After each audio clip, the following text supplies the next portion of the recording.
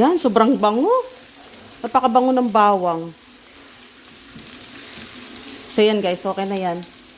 Lagay na natin. Ilagay mo na anak yung ano, yan, yung carrots. Lagay mo na yan. Gisa mo na. Sige. Akin na yung plato.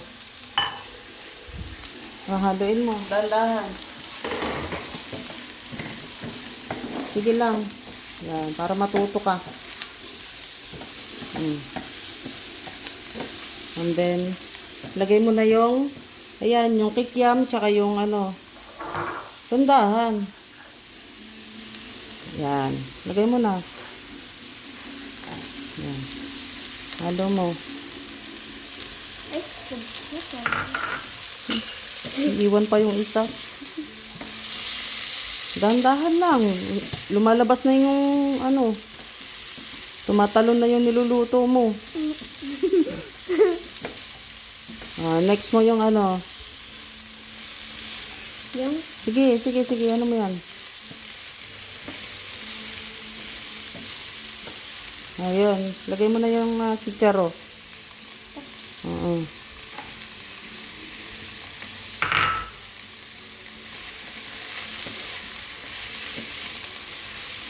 Ganito yung paghalo anak ko, hindi yung puro ganun.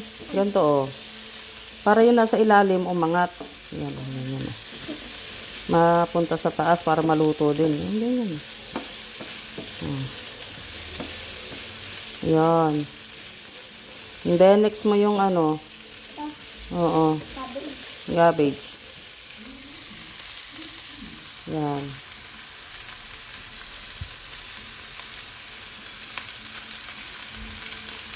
Guys, pang-almusal lang namin to kasi ano, para lang matuto si Claire sa mga kung paano maghalo, mag-slice ng mga gulay, yan gano'n. Sige na, yan.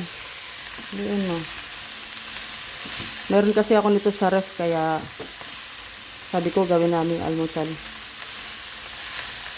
Ayan, sige, gandahan lang.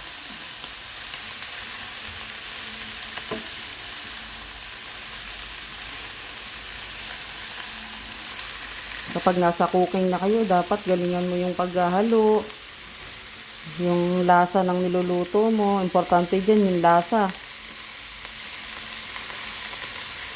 Yan na. Para mo na ako. And then, meron tayo ditong ano. Lagyan natin siya guys ng konting, yan, tuyo. Lagyan mo yung tuyo. Lahat? Yan. Sige. Yan. Sige.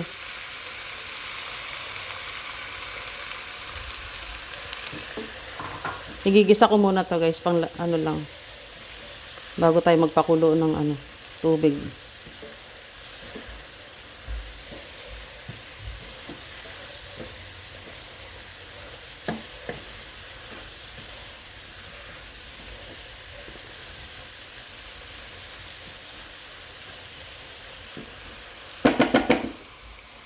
Aalisin ko muna yung gulay natin.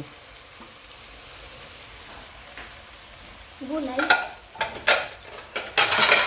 Ready ka ng tubig. Tubig? Mag-ready ka. Yan.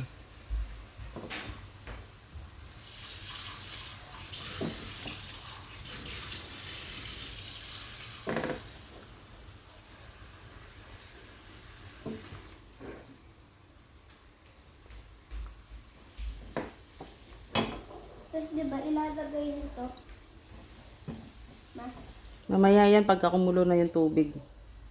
Alisin mo na yung tubig na yan. Yan guys. Nilagay ko dito lahat sa mangkok.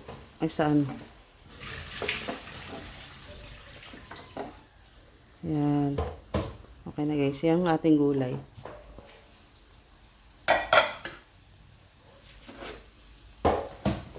Magpakulo tayo ng tubig para pasabihon.